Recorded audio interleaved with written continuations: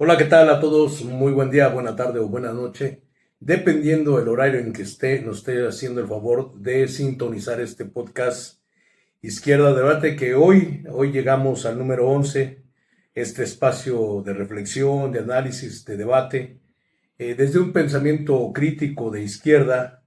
Este programa es de la Unidad de las Izquierdas en México y bueno, hoy tenemos un tema por demás interesante. Existe una guerra contra el migrante en Estados Unidos y para ello les quiero presentar a nuestro invitado del día de hoy, al compañero, amigo Jorge Luna. Muchas Gracias, gracias por muchas haber gracias, sí. aceptado la invitación. ¿Quién es Jorge Luna? Jorge Luna es un compañero militante de la Unidad de las Izquierdas en Estados Unidos. Él es activista, es luchador social y en ese sentido, pues ha luchado en varias trincheras, desde los propios consulados y desde las organizaciones en defensa de los migrantes. Caso específico en Estados Unidos, allí en Arkansas, en organizaciones campesinas como la Asociación Campesinista de Florida y la organización Arkansas Unidos, ¿es correcto? Así es, efectivamente, sí. Y bueno, Jorge, pues hoy el contexto de los temas que han sucedido en Estados Unidos, el tema de los migrantes, pues está en boga a nivel mundial. Es un tema por demás que preocupa no solo a quienes habitan allá y que están siendo, pues de una manera vulnerados, atacados, vejados, en general siendo ofendidos casi todos los latinos allá en Estados Unidos. ¿Nos podrías dar una idea un poco clara de qué es lo que está realmente sucediendo con la migración en Estados Unidos? Y si nos vamos de ahí a lo general, nos aterrizamos hacia casos específicos, Los Ángeles, Nueva York y Chicago. ¿Qué nos puedes comentar, Jorge? Mira, yo creo que en este momento en los Estados Unidos el asunto de los migrantes en general es un asunto que no es de ahora. Es un tema político de toda la vida de los Estados Unidos como nación, como una nación independiente, por distintos motivos, ¿no? Por ejemplo, a los afroamericanos se les reconoce la ciudadanía norteamericana hasta después de la Guerra Civil norteamericana, y a las poblaciones nativas, o sea, a los indígenas norteamericanos, se les reconoce la ciudadanía norteamericana a principios del siglo XX. Y entonces en ese sentido hay un marco de referencia histórico en el cual los migrantes o los que no son migrantes, que son llevados a la fuerza como en su momento los esclavos que venían desde o que eran llevados desde la África, y también los propietarios reales de lo que es los Estados Unidos de ahora, o sea, los indígenas norteamericanos, pues cómo es posible que sean reconocidos hasta el siglo XX, ¿no? Principios del siglo XX. Y ahora cuando se habla de esto que está sucediendo en estos últimos días, hay también otros referentes de carácter histórico en los cuales uno dice, bueno, pues no es nuevo, ¿no? No hay ni el hilo negro ni el agua tibia, sino que ahora se responde a ciertos intereses que son viralizados, diría yo, por las redes sociales. Y yo te voy a poner un ejemplo: la gran deportación de los mexicoamericanos y de los mexicanos, justo en el periodo de la gran crisis de la economía norteamericana de 1929, se da la expulsión y deportación de mexicanos por nacimiento y de sus hijos hacia territorio mexicano. Y en ese momento, en la década de los 30, a principios de la década de los 30, son 3 o 4 años de inestabilidad y de cacería sobre los mexicanos. Y eso se olvida. Es un antecedente histórico importante porque el gobierno mexicano en aquel momento comienza a tomar acciones que ya han sido tomadas, cuando menos en el discurso, con anterioridad.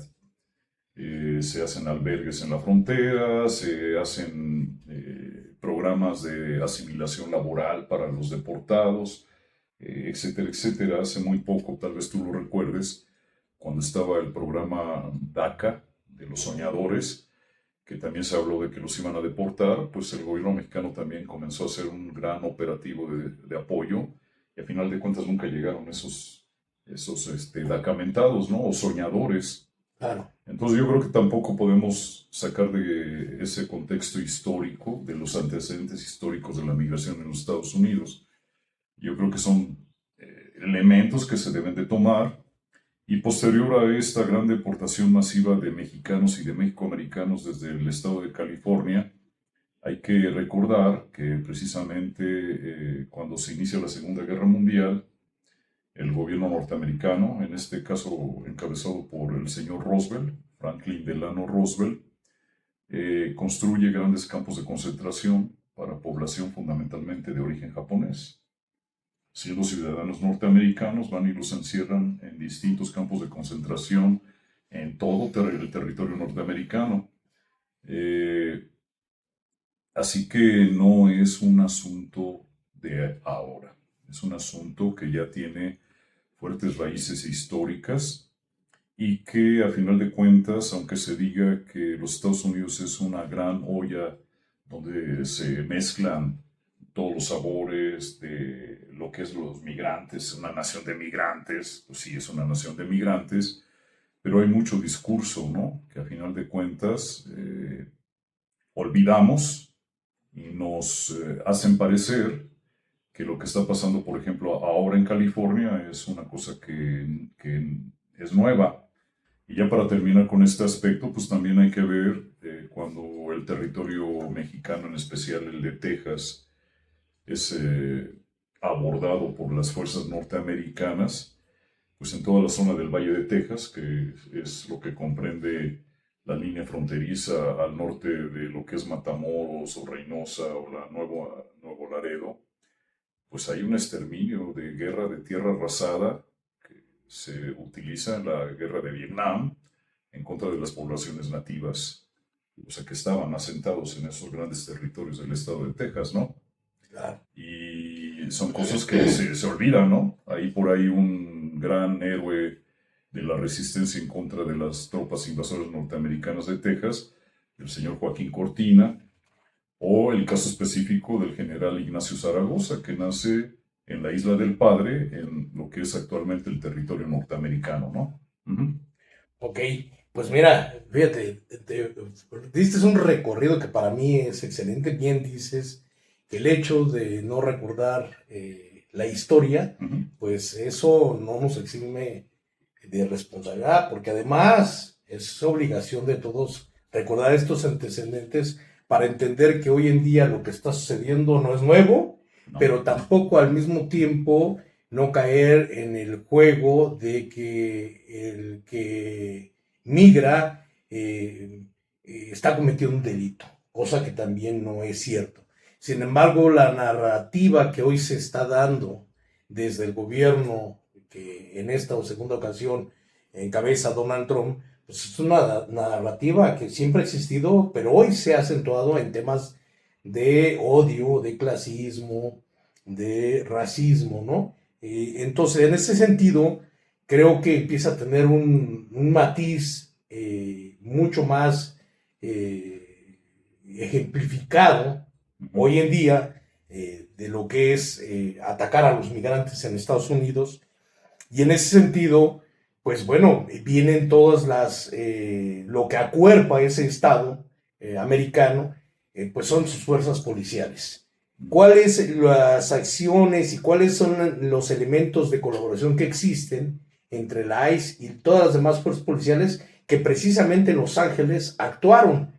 Cuando pues técnicamente en la ciudad de Los Ángeles pues es un estado es una ciudad y un estado santuario, ¿no? Y entonces ahí hay una contradicción entre lo que dice su propia el discurso y la acción, ¿no? Entonces, ¿cómo ves ese escenario? Porque eso es bien interesante, porque de acuerdo al contexto que acabas de dar, pues nos permite entender que no todo lo que dicen es verdad.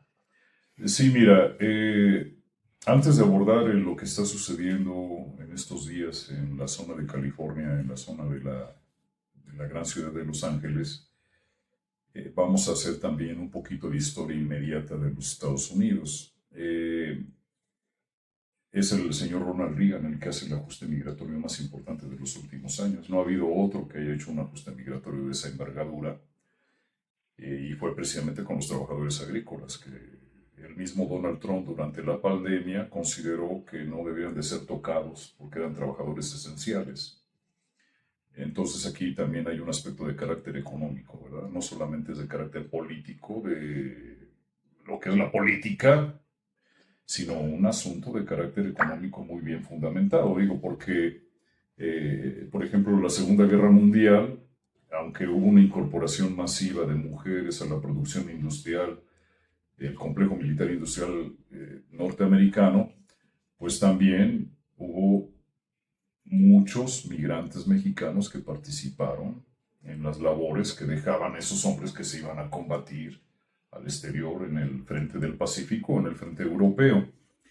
Don Ronald Reagan, en la administración del señor Bill Clinton, él aprobó una serie de medidas, él firmó, digo, hay que recordar que tienen que pasar por las instancias de promoción de leyes, que es la Cámara Baja o de Diputados y la Cámara Alta de Senadores, y posteriormente pasa con el presidente para su firma o su veto del presidente, que tiene ese poder.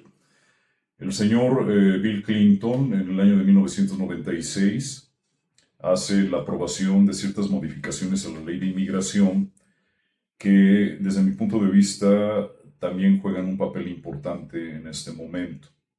Por ejemplo, en la ley de inmigración dice claramente que cualquier persona, no importa que sea documentado o indocumentado, y cuando digo documentado es poseedor de algún documento que lo hace residir y trabajar legalmente dentro de Estados Unidos, o un indocumentado, y dice cualquier persona que ejerza, por ejemplo, la violencia doméstica, que se ejerza también el almacenamiento, transporte, comercialización, almacenamiento de narcóticos, pues también tiene la pena de deportación, la utilización de armas de fuego de manera ilegal, o cargos de carácter, diríamos, de pequeña monta, que ellos le denominan las misdemeanors o delitos menores. La acumulación de cierta cantidad de delitos menores se convierte en una felonía o un delito mayor. Okay. Entonces, estos elementos que yo te digo, la violencia doméstica, la utilización de armas de fuego, asuntos relacionados con el tráfico de drogas en general, o de delitos de carácter menor que hacen posible que estos individuos sean deportados por haber infringido la ley de inmigración. No son ciudadanos norteamericanos. Como manchitas. Exactamente. Entonces, desde esas grandes reformas que han hecho, también hay un acuerdo que es el 287G, que es una de las fracciones de la ley de inmigración, en la cual se permite que haya una firma de acuerdos de entendimiento entre las autoridades federales de migración y los que aplican la ley a nivel estatal. Entonces, cuando hablamos de esto, serían las policías de carreteras, las policías de condado o municipio, que es lo mismo. Los famosos sheriff. Exactamente. Los diputados, también les llaman diputados, o las policías de las ciudades. Entonces, el acuerdo 287G también es un acuerdo que ya desde el final de la administración del señor Bill Clinton, aunque realmente quien aterriza el 287G es el George W. Bush, el hijo, ¿verdad? Es el que agarra y establece el 287G como una política de control migratorio, porque a final de cuentas eso es. Ahora, en lo que ha sucedido en California, o por qué no nos enmarcamos mejor en lo que está sucediendo a nivel nacional. Los operativos de migración no solamente han sido en California. A lo mejor algunos no han trascendido mediáticamente como las batallas, porque pues es diferente que tú te enfrentes a las fuerzas policiales con piedras o con bombas molotov o lo que sea. Pero ya hay antecedentes, por ejemplo, en el estado de Massachusetts, gobernado por demócratas. Okay.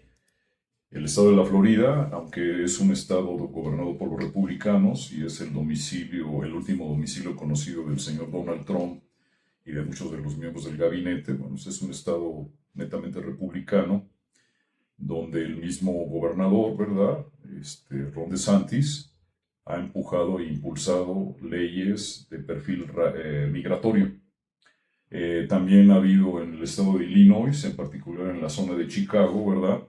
Y ahora sale a relucir este asunto de Los Ángeles, que es un estado demócrata, y que aparte de ser demócrata, pues tiene a nivel estatal la aprobación de decir que el estado de California es un estado santuario.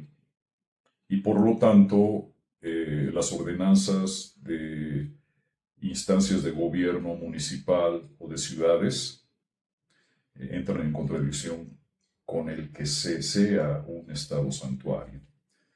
Entonces hay que tomar en cuenta alguna de las situaciones, porque yo creo que también ha habido desinformación en esta insurrección que dice Donald Trump, ¿verdad? Son insurrectos, son rebeldes, hay que exterminarlos. Es que realmente el gobierno del estado de California no movilizó a la Guardia Nacional, sino fue una orden que vino directamente del Departamento de Defensa de los Estados Unidos. Y en ese sentido las Guardias Nacionales son de los estados, no son federales. Y cuando el señor Donald Trump aprueba el envío de 2,000 miembros de la Guardia Nacional de California, de alguna manera está diciéndole al estado de California, encárgate. No, le está diciendo a las fuerzas militares, estás bajo el mando del Departamento de Defensa y no estás bajo el mando del estado de California. Okay. Entonces aquí hay una doble vista. Así es. La decisión de movilizar las tropas de la Guardia Nacional californiana pues es un atentado contra, primero, la integridad del estado de California y segundo, contra las autoridades que casualmente son del Partido Demócrata, ¿no? Porque incluso los últimos acontecimientos señalan que el Departamento de Justicia de California ya habló de la posibilidad de demandar a Donald Trump por ir arriba de las decisiones del Estado soberano de California. Pero ahí te quisiera interrumpir. Sucede lo mismo que acá en México. Hay autonomía entre la diferenciación soberana entre los órdenes de gobierno. Es decir, el gobierno federal soporta algunas situaciones y el gobierno estatal tiene su autonomía y esta no puede ser atropellada ni en colaboración, más que en colaboración, sería la única forma que pudieran actuar. Sí, se olvida que los Estados Unidos es un conglomerado, es una confederación de estados.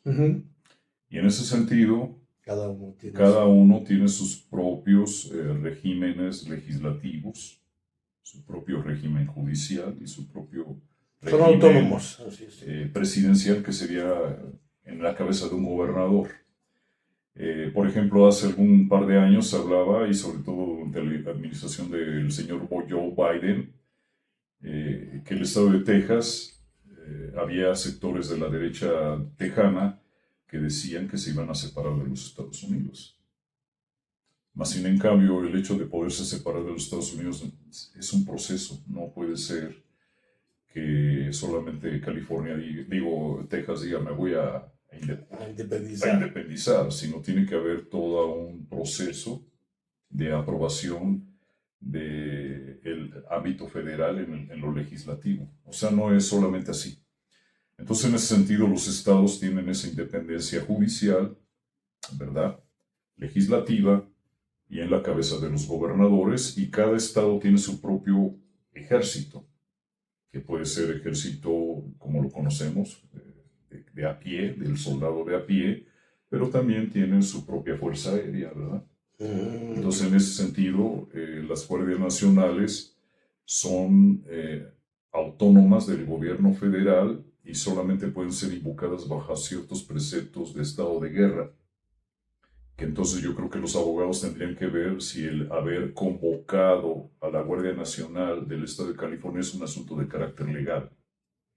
Pues lo que hicieron manejar como una situación de seguridad nacional. Exactamente. Bueno, pero la argumentación jurídica, ¿no? Exactamente. Pero entonces lo que sucede en California, Hay que también pensar que históricamente el estado de California ha sido cuna de movimientos de reivindicación de los inmigrantes, no solamente los mexicanos, sino también los asiáticos, ya por la presencia tan grande de asiáticos que hay en California, pero indudablemente los mexicanos son los que tienen la palestra, digo, no en balde hay esa gran mancha, por decirlo de alguna manera, de 40 millones de mexicanos nacidos en México y de mexicanos de tercera, cuarta, quinta, sexta generaciones, ¿no? Ujú. Son 40 millones que ya pesan políticamente y están concentrados en el estado de California.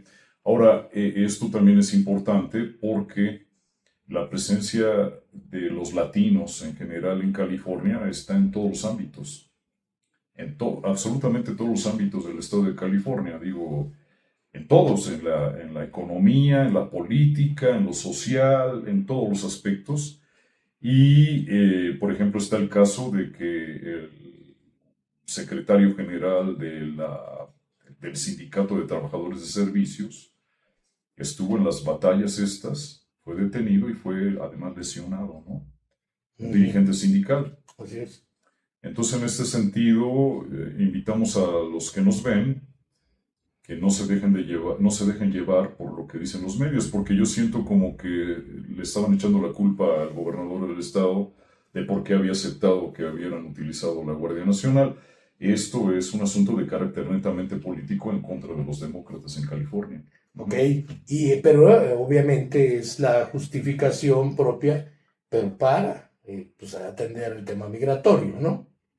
Sí, Entonces se termina siendo una respuesta, ¿no? así, Es una respuesta. pero dirigida desde Washington, desde la Así. avenida Pensilvania. Ajá. Ok, y en ese sentido, fíjate, es bien interesante, pues obviamente el contexto en el que nace el tema migratorio, las políticas migratorias que han existido y se han persistido y se han mantenido, obviamente entonces desde Ronald Reagan, Bill Clinton, George Bush y Y los que han seguido. los que han seguido, Obama, Ujú. todos, realmente sus políticas entonces no han cambiado. No, Y entonces sea republicano, sea demócrata, termina siendo lo mismo. O sea, esa narrativa de una supuesta lucha interna dentro de Estados Unidos, que si los demócratas, que si los republicanos, unos atienden o desatienden, o atacan o no, o quieren o no a los migrantes, pues termina siendo un solo discurso. Yo creo que el problema al que se enfrentan los migrantes en Estados Unidos es fuerte, pero ahí ya tendremos que estar pensando, y me voy a regresar un poquito al tema de Los Ángeles, como la ciudad, realmente las ciudades o los estados santuario están en peligro, porque si estamos viendo esto y que hay una tergiversación o una manipulación de la información o las causales de estas acciones terminan obedeciendo a otros intereses internos y que se llevan barriendo a los migrantes, bueno, pues entonces, ¿qué es lo que estamos, qué escenario es en el que se está enfrentando ahorita el migrante allá en Estados Unidos? mira, yo creo que sí existe de alguna manera una campaña mediática de intimidación. Yo te pongo un ejemplo, yo personal, o sea, se entera uno de que han detenido a residentes permanentes en los aeropuertos, o se entera uno de que hay académicos de universidades que vienen de sus países, que son extranjeros, y los detienen y los deportan. Y también la administración de Donald Trump, a través de UCIS, de la Oficina de Ciudadanía e Inmigración de los Estados Unidos, ha dicho que tiene la posibilidad de remover nacionalidades de procesos de naturalización. ¿Por qué? Porque revocaciones de la nacionalidad norteamericana, y hay una campaña mediática de intimidación que a mí me gustaría relacionarlo con el resurgimiento de los movimientos de carácter fascista a nivel mundial. ¿Por qué motivo? Porque se etiqueta a cierto tipo de personas, ¿verdad? Donald Trump habló esta semana de que estos eran insurrectos, que estaban haciendo una insurrección, o sea, las etiquetas. Así es. Sin ir al fondo de la circunstancia. Y lo más malo es que en el extranjero no lo tragamos, ¿no? O sea, si los demócratas son demócratas, ¿por qué no se opusieron, ¿no? Entonces, el etiquetar y el decir, vienen a contaminar la sangre de nuestra nación, son violadores, esto y aquello, y eso fue un discurso que Donald Trump tuvo durante su primera administración para ser presidente de los Estados Unidos, y se continúa con esa estadística. Hace poco, un centro de estudios de la Universidad del Centro de Los Ángeles, de California, hizo un estudio sobre el crecimiento poblacional de la población en los Estados Unidos, y hay un descenso en la reproducción poblacional en los Estados Unidos. Y hay que tomar en cuenta también que el hecho de que ¿Y haya qué porcentaje ha descendido? no recuerdo, pero aproximadamente el 25%. Ah, eso es bastante.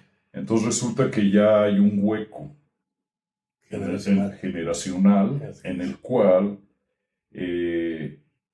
todos sabemos que cualquier país, un capital político, económico, estratégico, militar, es la población.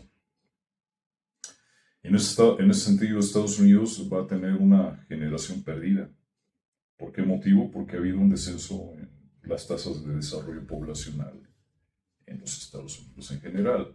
Y eso que tiene implicaciones de carácter económico, carácter político, carácter militar.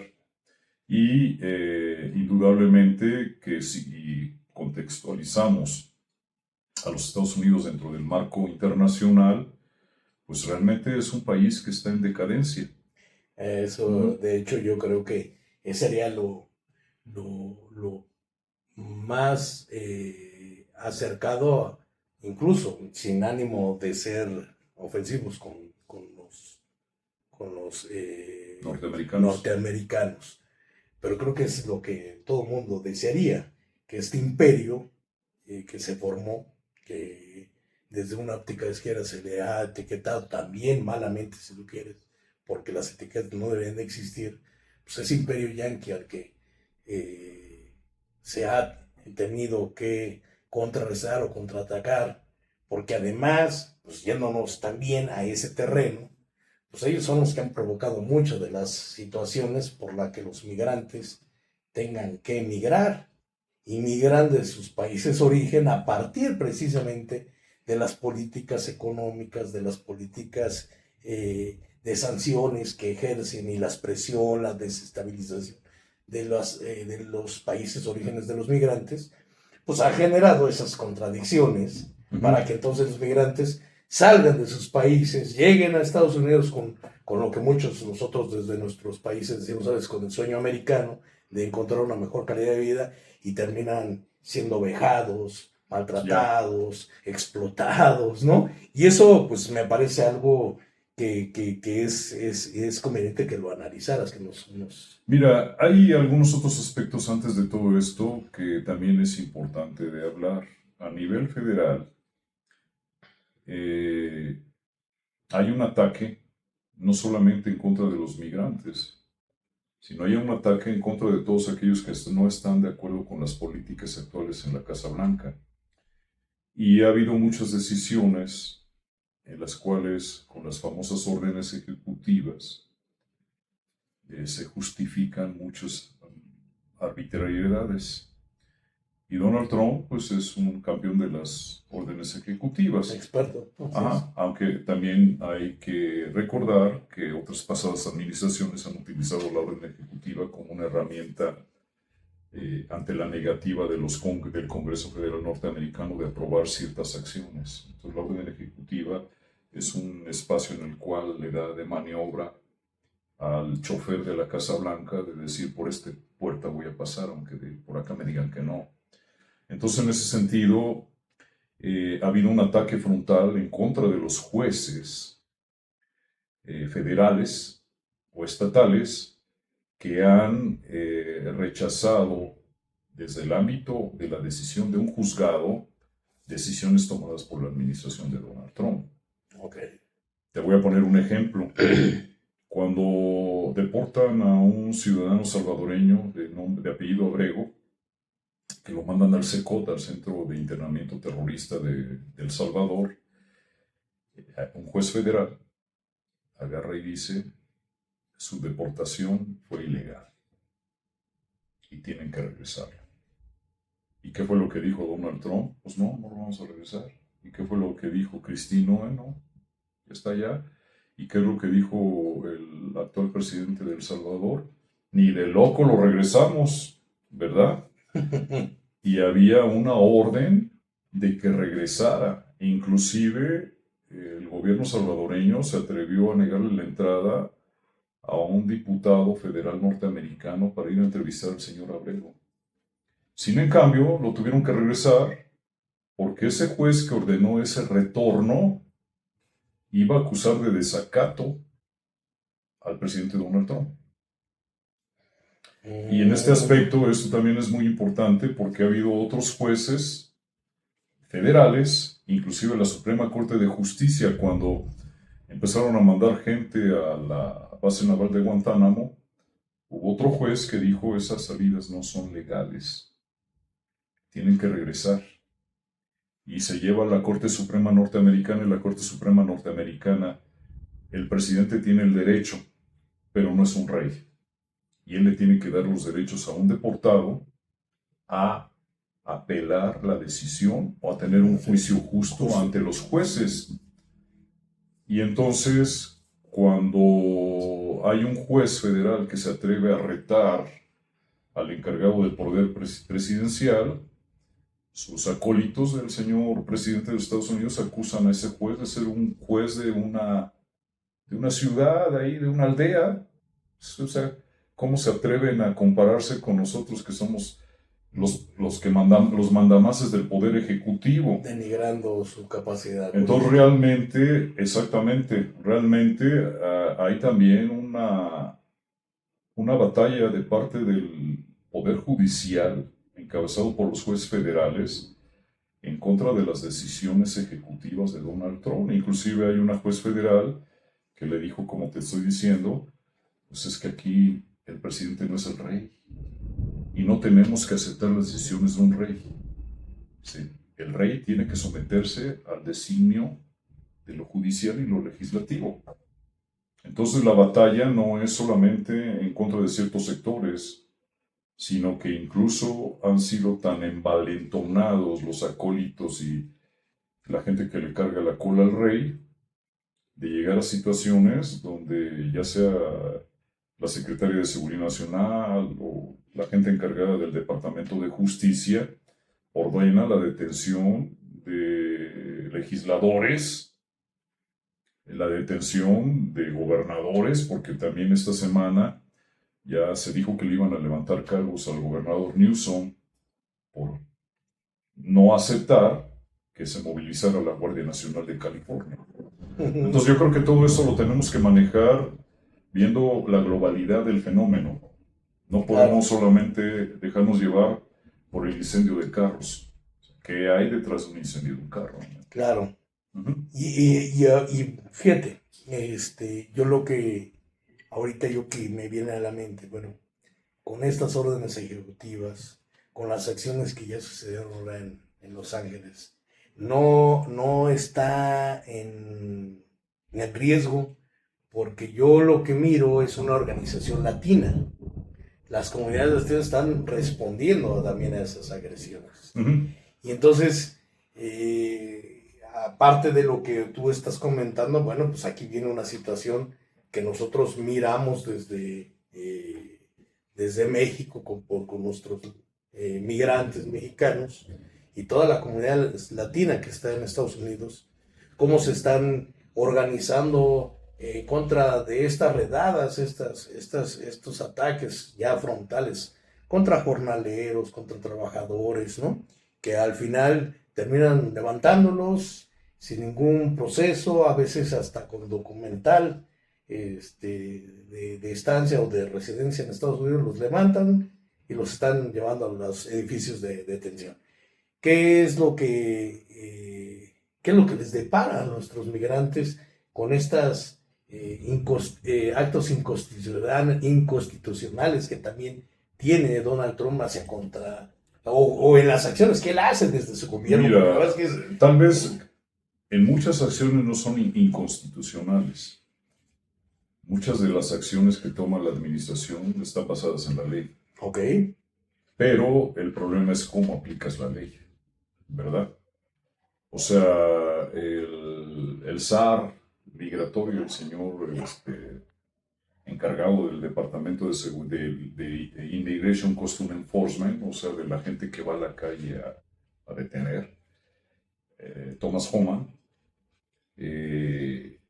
pues prácticamente tiene actitudes de desacato de la ley. Y en ese sentido, tienen un lenguaje que, vuelvo a repetir, me suena muy de lo que significa el fascismo, ¿no? O sea, lo debemos de ver en el contexto internacional. O sea, ¿por qué hay un sector importante del gobierno norteamericano, encabezado por los halcones, que casualmente Marco Rubio, de origen cubano, nacido en Florida, pero de padre y madre cubana, es uno de los principales exponentes del ala dura o del ala de los halcones? El señor Hegseth es otro elemento, el encargado del Departamento de Defensa, Thomas Homan, Kristi Noem. Hay un sector importante del gobierno norteamericano en el cual los conservadores o los halcones han tomado realmente el control del gobierno federal. Y lo vamos a ejemplificar con una cosa que no tiene que ver nada con la migración.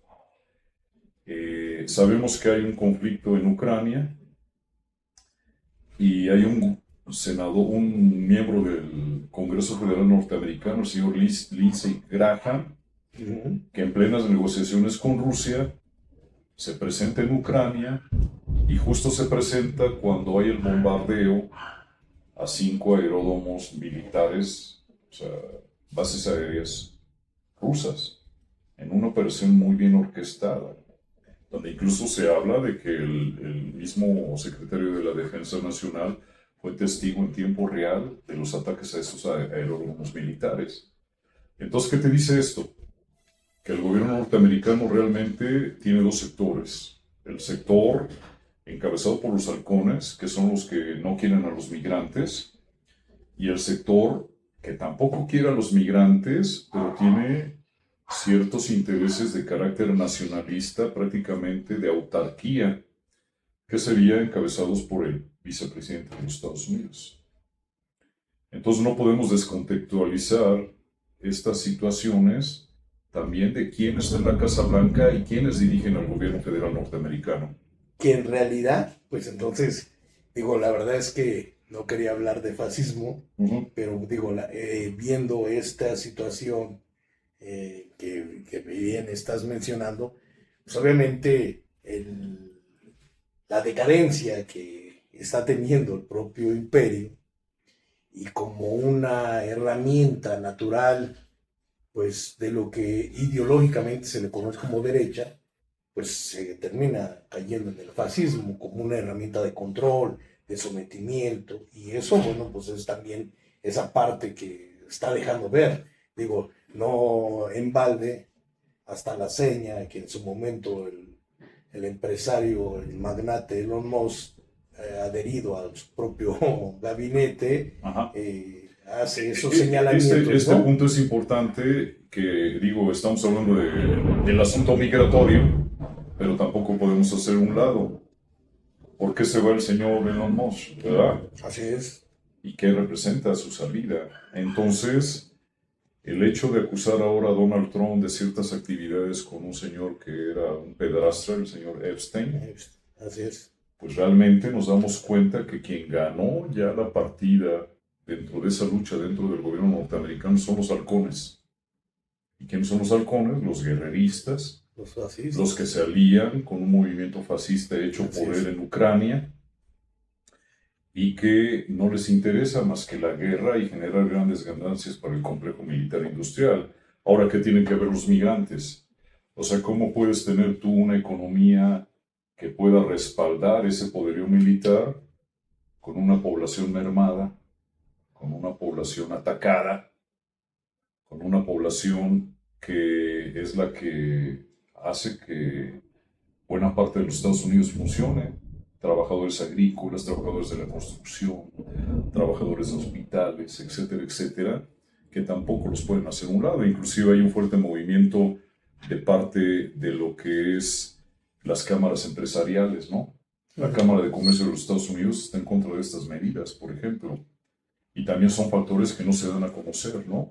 Son factores que también se tienen que citar. Bueno, fíjate, y yo creo que no hay que perder de vista el tema del que se revive el fascismo en el siglo XXI. Hace unos días festejábamos la caída del nazifascismo. Sin embargo, bueno, en esta decadencia de los imperios, pues reviven. Sin embargo, así como el tema migratorio acabas de mencionar su elemento, pues también vienen elementos que habría que analizar qué es lo que va a suceder con los migrantes, porque el impacto hacia el migrante, el impacto al ser humano, pues trae un trauma. Y ese trauma, pues hacia dónde nos va a llevar. Yo preguntaría, ¿es una violencia institucional lo que se está dando? ¿O es una violencia de un racismo estructural también? Y Mira, eso, yo creo que el racismo en Estados Unidos es institucional. El racismo en los Estados Unidos no es de ahora. Si estamos hablando que a los ciudadanos afroamericanos se les reconoce hasta pasando la Gran Guerra Civil norteamericana, que fue en 1860, en la década de los 60 del siglo XIX, o sea, hay un fuerte componente de racismo en la sociedad norteamericana. Pero también tenemos un factor que es muy importante. La guerra mediática hace que se atemorice a la población.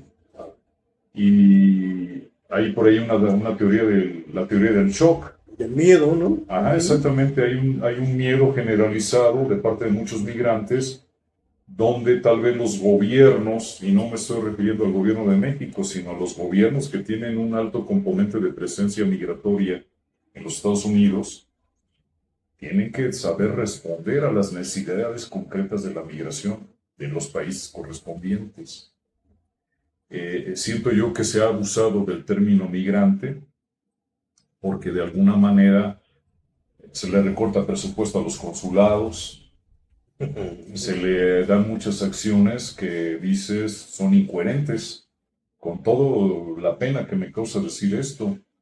Pero hay cargas de trabajo en este momento en los consulados donde si tú vas a buscar una cita para sacar un documento básico, matrícula consular o pasaporte o un registro de menores tan importante en este momento, y hay tiempos de espera de 2, 3 meses o 4 meses. No me digas. Así es. Entonces, esto tiene que tener otro componente que no solamente puede ser discursivo. Ahora, mira, te voy a poner un ejemplo. ¿De qué manera puede ser afectada una familia donde un niño ve que están actuando de manera violenta y contra su padre y se lo metan en una camioneta y se lo llevan? Y el niño tal vez no sepa ni qué le va a pasar. Todas las acciones no pueden recaer solamente en los consulados, también en las organizaciones sociales que juegan un papel importante. Claro. Porque en este asunto de California, pues la gente podría pensar, pues fueron gente espontánea, ¿no? O provocadores, o esto, o aquello, porque llevan banderas de Honduras, porque llevan banderas de México, son provocadores, etcétera, etcétera. Y en ese sentido, perdón, ¿tú crees correcto o incorrecto el que se hayan ondeado en estas manifestaciones contra estas redadas? ¿Haya sido correcto el que se ondearan, por ejemplo, y caso específico, México, que creo que fueron el mayor número de banderas? Digo, una situación, tenemos más migrantes que cualquier otro país allá en ese estado. ¿Fue correcto o incorrecto? Mira, yo creo que es correcto para la gente que tiene una identidad, para la gente que se identifica como gente de una nacionalidad. Además, como dicen por ahí los tigres del norte, pues la frontera nos cruzó, nosotros no cruzamos a la frontera. Ellos hicieron la frontera para allá, ¿no? Y en ese sentido, aquí hay un aspecto muy importante que tal vez políticamente no sea correcto porque es echarle más leña a la caldera antiinmigrante, decir, ya ven, esos mexicanos que quieren destruir a la nación, ¿por qué van con sus banderas si están en Estados Unidos? Bueno, Entonces a tiene, manera de broma, si tú quieres, pero pues es que esas tierras nos pertenecían. sí, pero estamos hablando de si es correcto o es incorrecto. Tal vez políticamente no sea tan correcto, Sí, sí, sí. pero ¿qué tan correcto es ser correcto políticamente? Pues esa sería una pregunta que también nuestra audiencia debería estarlo Exactamente. discutiendo, porque realmente yo creo que este escenario que hoy tú nos has ayudado a esclarecer, porque bien dices, o sea, los medios de comunicación han jugado un papel muy importante, se han magnificado muchas cosas, muchos han tomado papel de actividad, de activismo político y todo, con temas, pero no se sabe todo el contexto, que hoy tú este abanico del tema migratorio lo has abierto un abanico tan grande, que obviamente este tema y este programa no nos va a alcanzar No, para no. esclarecer todo. Es más, yo pediría a la misma producción de este programa que nos abriera un espacio para seguir continuando a hablar de este tema que es tan complejo, porque no solo es el tema de ahorita, ejemplificando el tema de Los Ángeles, California. Hay muchos temas, el tema de las mujeres, por ejemplo, ¿no? Y los niños que quedan De los solos. niños que quedan solos, de los hombres que van o las mujeres que van allá y dejan familias acá en México, y Ah, qué se puede hacer, ¿no? Que son cosas que deberíamos estarle informando y metiendo en el caldero del debate en México, porque México exporta muchos migrantes. Y claro, entonces, desde acá de México, quienes nos ven, pues ojalá este espacio sí les sirva para ese debate, para esa discusión, para esa reflexión, y para quienes tengan familiares allá, pues sepan también que desde acá en México, ¿qué pueden hacer, no? Y eso, claro. bueno, pues eso será un motivo de otro espacio, de otro programa. Oye, Jorge, ya habíamos dicho, migrar no es un delito, pero esta narrativa incisiva, ofensiva, contra los migrantes, ¿qué nos podrías o cómo nos podrías explicar? Esto sabemos que es producto de las políticas económicas que el propio imperio ha ejercido contra los países. Y aunque acá en este lado del río, pues aunque nosotros somos codependientes económicamente con Estados Unidos y hoy con sus políticas incluso arancelarias, el no respeto al propio TEMEC y cosas así, ¿cómo podríamos explicarle a la audiencia el tema migratorio? ¿Cuál es el origen?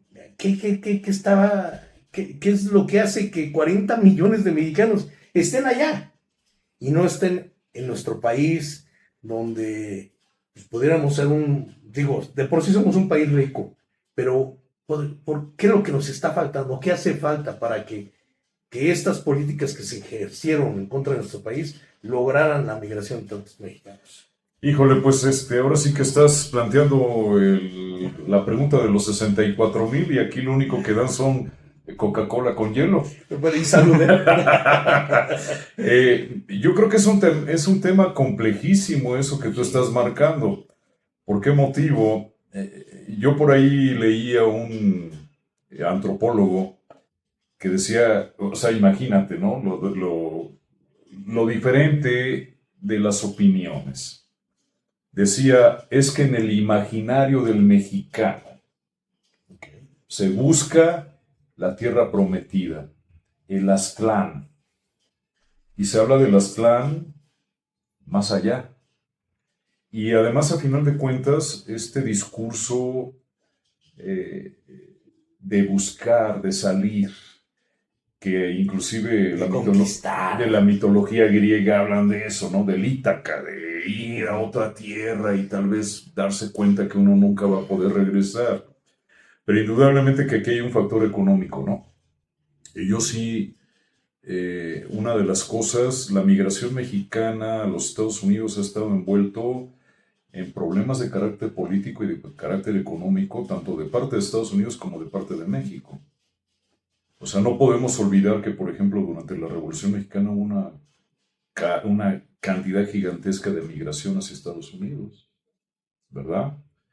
Durante la Primera Guerra Mundial, durante la Segunda Guerra Mundial, y siempre ha habido esa codependencia, diría yo, entre lo que es la economía norteamericana y la economía mexicana, ¿no? Que en la actualidad hay muchos puntos que tal vez no nos queden claros, pero por ejemplo el asunto del tráfico de sustancias controladas, pues antes era el alcohol, ¿no? En el tiempo de la prohibición en los Estados Unidos, pues el alcohol era lo que se exportaba. Y siempre hubo ese vínculo con el gobierno, ¿verdad? Por ejemplo, el general Santos en San Luis Potosí dicen que era el zar del tráfico de alcohol a los Estados Unidos en tiempo de la prohibición. Ahora, para no irnos tan alejados, indudablemente que la desigualdad económica en México ha generado que mucha gente se vaya para allá, ¿verdad? Yo le achaco más a eso, al decir el buscar el Aztlán, ¿verdad?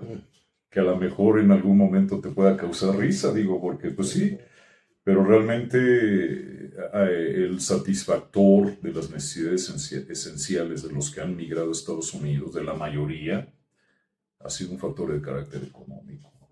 Indudablemente, digo, o sea, yo no me fui allá nomás por gusto, ¿no? No, claro que no, y eso además es muy válido. Ajá. Yo creo que todos, absolutamente todos, y en cualquier lare del mundo, nadie trabaja para vivir peor.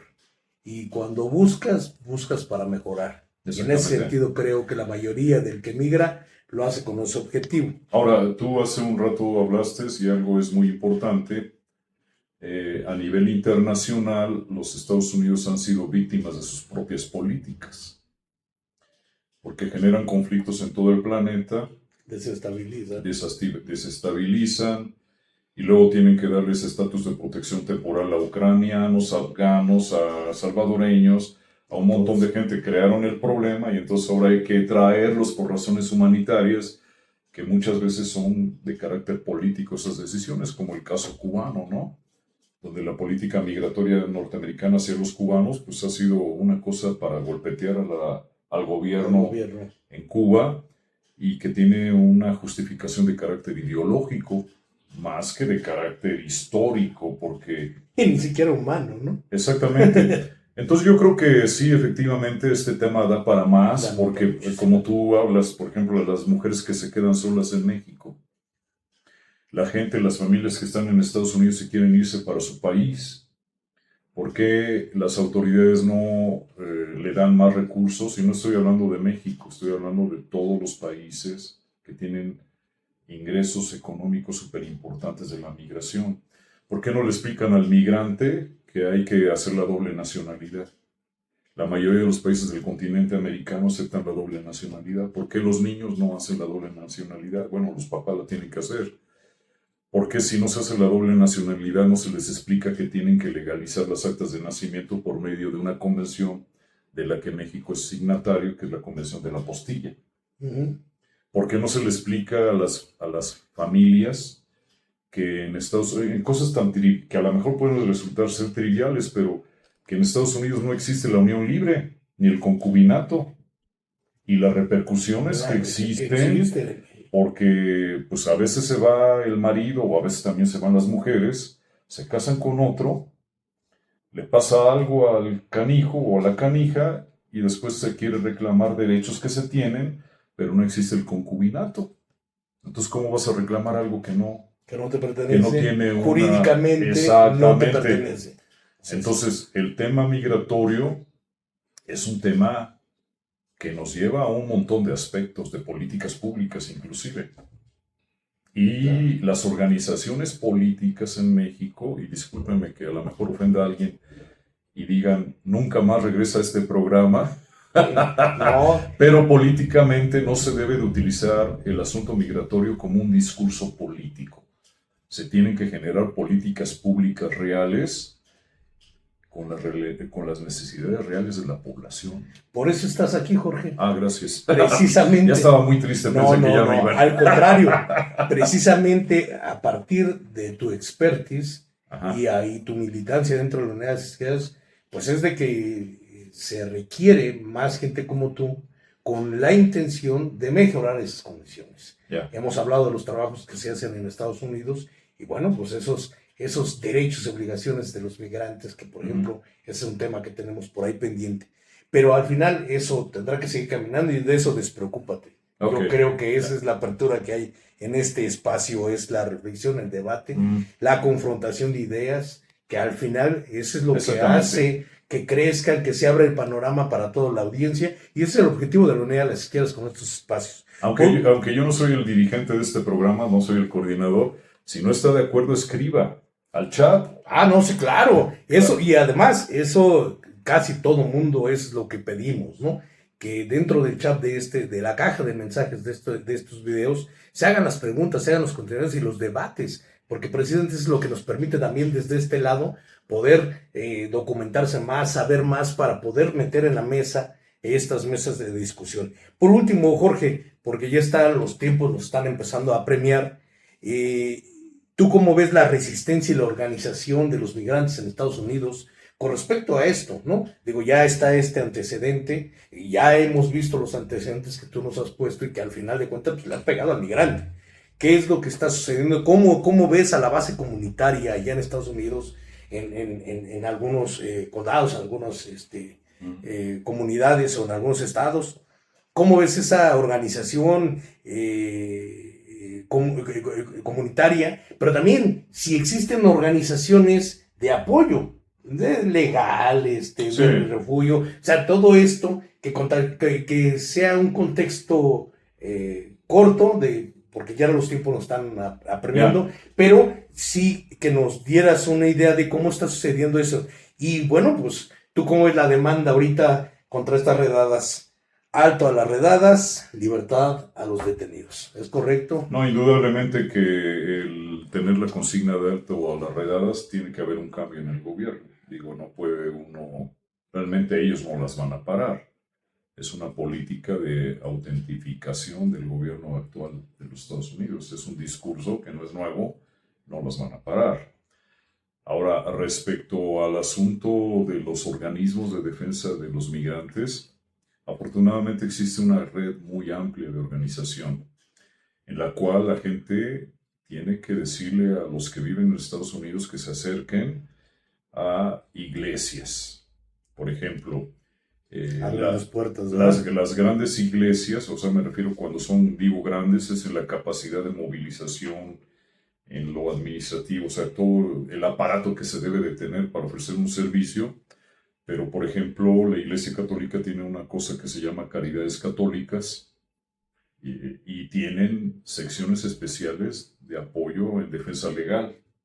Okay. Las principales iglesias, la Iglesia Bautista, la Pentecostal, etcétera, etcétera, tienen también este tipo de apoyos de carácter de orientación legal.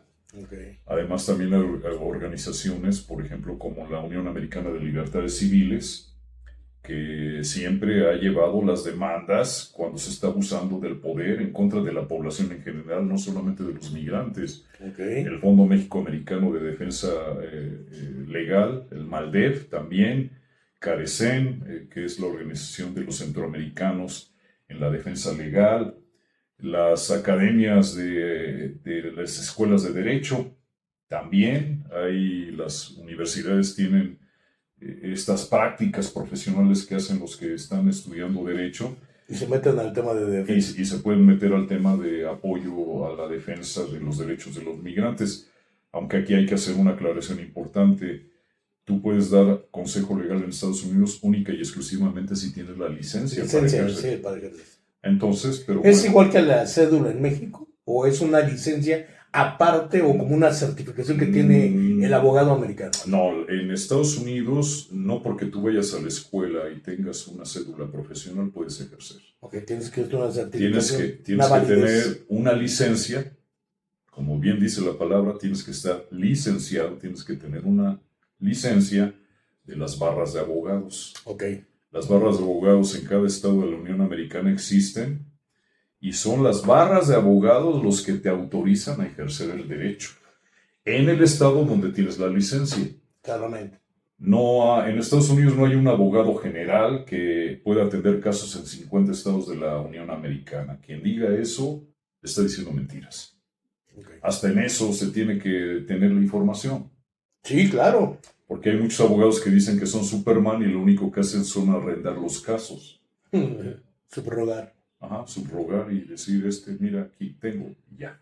¿No? Una comisión. Entonces sí existe una red de defensa de derechos de los migrantes y las decisiones de esos jueces de las que estábamos hablando más al principio de este programa, que el Poder Judicial se está enfrentando al Poder Presidencial y le está diciendo, oye, ¿qué te pasa? Pues no eres el rey.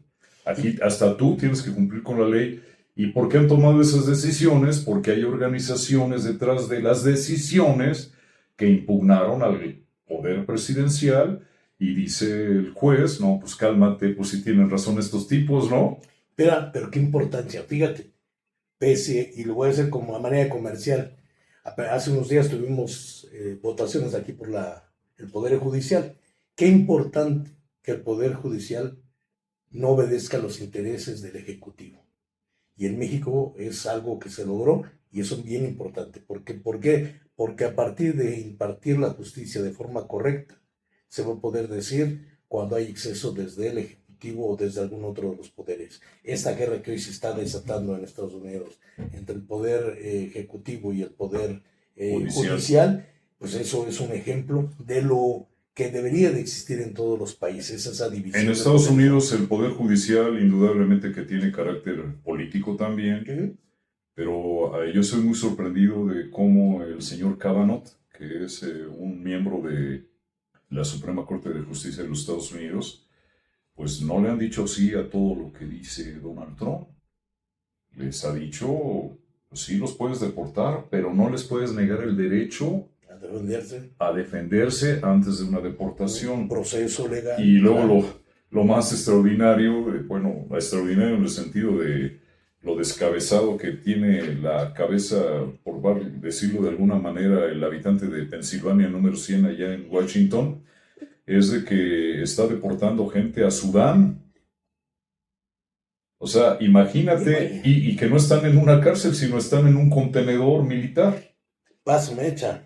O sea, bueno, no es un contenedor que esté cerrado y que no tenga respiradera, pero es un contenedor que tiene aire acondicionado y todo, pero están encerrados en un contenedor. Pues estás hablando como los trenes de Hitler, ¿no? Es prácticamente. Los vagones, ¿no? Entonces, o sea, ahí estamos hablando de las acciones fascistas. Exactamente. ¿No? Entonces, ¿a quién se le ocurre deportar a 7 gentes que, ojo, ustedes que están en México y que pertenecen a algún organismo que participa dentro de la actual administración, hay un mexicano dentro de esos 7 que están en Sudán del Sur?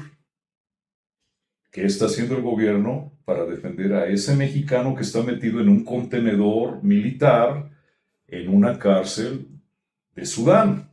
Claro. A ver, yo no he visto que aquí algún periódico hable de eso. No, pero lo vamos a tener que documentar. Qué bueno que nos acabas de dar ese.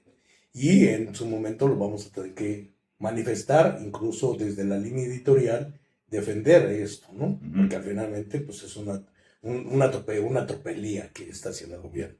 Pues por último, Jorge, yo quiero agradecerte.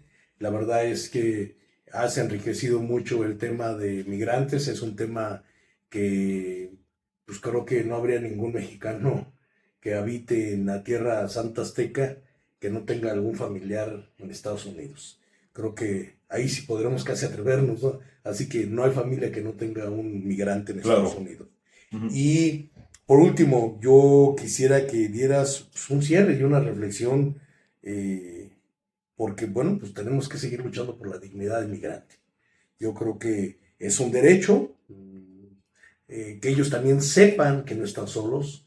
Nosotros hemos, a través de las líneas editoriales, hemos tratado de dar un mensaje de apoyo también a los migrantes en las circunstancias en las que hoy se encuentran, pero pues tenemos que invitar a nuestra audiencia, invitar a todo aquel que nos mira por esto, o sea, a saber bien de estos episodios, a informarse de forma correcta, no dejarse llevar por los medios tradicionales que tienen un sesgo normal de invisibilizar todo lo que hoy tú nos acabas de dar. Y te pediría pues, si me hicieras el favor de dar un cierre y una reflexión al tema que hoy platicamos. Yo creo que primero tenemos que estar informados de la fuente, y las organizaciones sociales tienen que tener una política social interna realista, porque luego hay diputados o hay presidentes municipales o hay encargados del Ejecutivo que tienen políticas públicas, pero no son transacionales, o sea, de sexenios o de trienios, son temporales. Son temporales, entonces las políticas públicas tienen que tener continuidad y no deben de ser movibles, tienen que ser, por ejemplo, yo voy a decir el ejemplo del señor Correa en Ecuador. Él hizo un ministerio del migrante. O sea, imagínense la Secretaría del Migrante. Claro. O sea, que no depende de la Secretaría de Relaciones Exteriores. Claro que tendría que estar completamente relacionada. Sí, claro. Pero yo creo que se debe de dejar de lucrar con los migrantes políticamente. Recuerden que en Estados Unidos estamos muy desorganizados los migrantes mexicanos y que tenemos agendas locales en los Estados Unidos desde la mesa directiva de las juntas escolares, son puestos de elección. Uh-huh. Hasta el que abre la llave del agua. Oye, pues pues hay que mandar este mensaje también hasta los migrantes, porque pues claro. Este programa esperamos que también llegue por allá en aquellos lares, aquella tierra, y que deben entender que somos una fuerza política, que debería también estar participando en esos espacios, conquistando y reconquistando también lo que a nosotros, por derecho histórico, antropológico y de territorial nos correspondía. Por lo menos, si no jurídicamente lo tenemos, pero por lo menos política y activamente debería estar participando nuestros migrantes allá en Estados Unidos. Bueno, pues yo te quiero dar las gracias por la invitación y sepan que cuentan conmigo. Pues muchas gracias, Jorge. Muchas gracias, Jorge. Pues hasta aquí termina nuestro programa. Que tengan muy buen día, buena tarde o buenas noches. Hasta la próxima. Gracias, Jorge.